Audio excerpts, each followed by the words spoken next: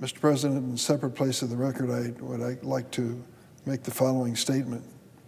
The Food and Drug Administration is one of the most important agencies in the federal government and the world.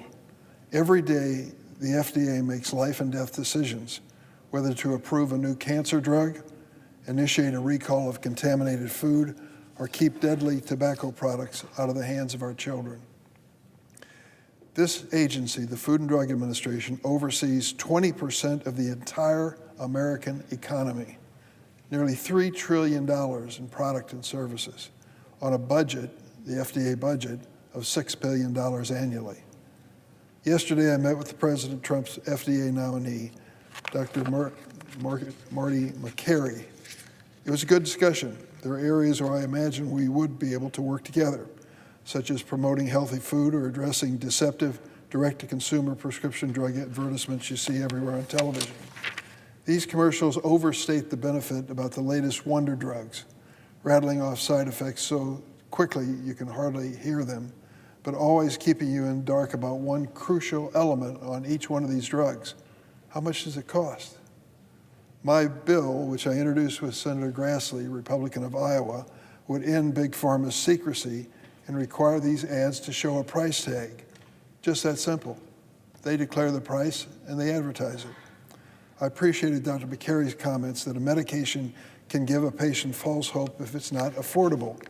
But let me share my concerns with Dr. Makary's nomination in general. The FDA requires a commissioner who's willing to withstand a lot of pressure from Big Pharma, Big Tobacco, maybe even the president, to protect public health. We cannot afford an FDA commissioner who gets chewed up by Elon Musk's chainsaw or stands idly by as RFK Jr. pushes his deadly bias against vaccines.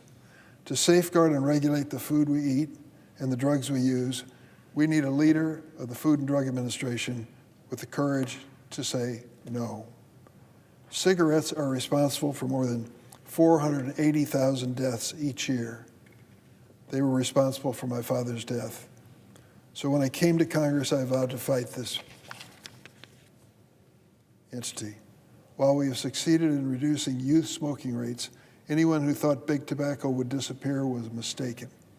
They rebranded with flashy new products, vaping, e-cigarettes, and they follow the same playbook they used to drive sales of Marlboros back in the 80s. Target kids. For years, the Food and Drug Administration utterly failed. This is during the Biden administration. As a Democrat, I'm reluctant to say it, but it's true, and I'm going to say it. For years, the Food and Drug Administration utterly failed to protect children from a lifetime addiction fueled by e-cigarettes, many of which are sold by the largest tobacco companies. Under the law, a vaping product is required to first prove to the FDA that its product, e-cigarette, is, quote, appropriate for the protection of public health. That's a requirement under law. They have to prove that before they can sell on the market in the United States legally. It didn't happen under the previous Food and Drug Administration.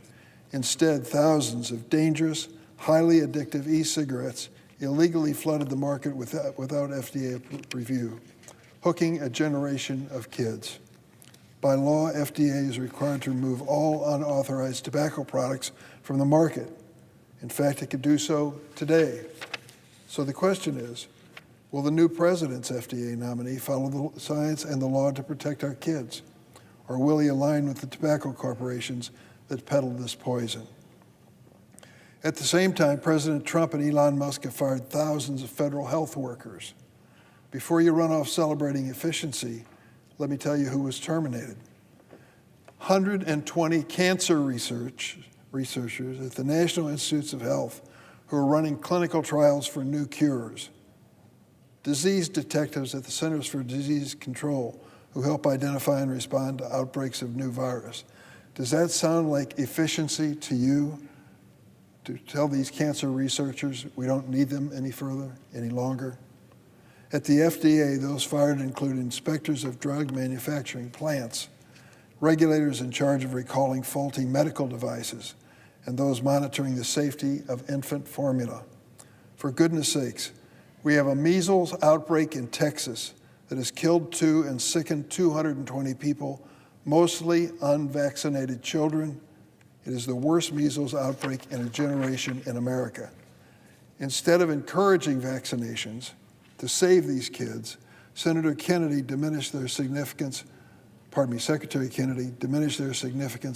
by falsely stating that measles outbreaks are not unusual, his words, and issuing a statement about the outbreak stating that, quote, the decision to vaccinate is a personal one, end of quote. Well, of course it's a personal one, but what is his position questioning the efficacy of vaccines doing to that personal decision process for the ordinary American? NIH is cutting 40 grant awards for promoting a vaccine updates and addressing hesitancy, which breaks the promise that he made to Republican senators who were skeptical of his nomination. The list goes on. You cannot claim that you want to make America healthy again and then allow preventable diseases to come roaring back, all while firing scientists working to address these challenges.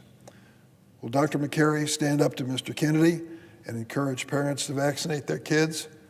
Will he stand up to the buzzsaw of Elon Musk's chainsaw, to big tobacco?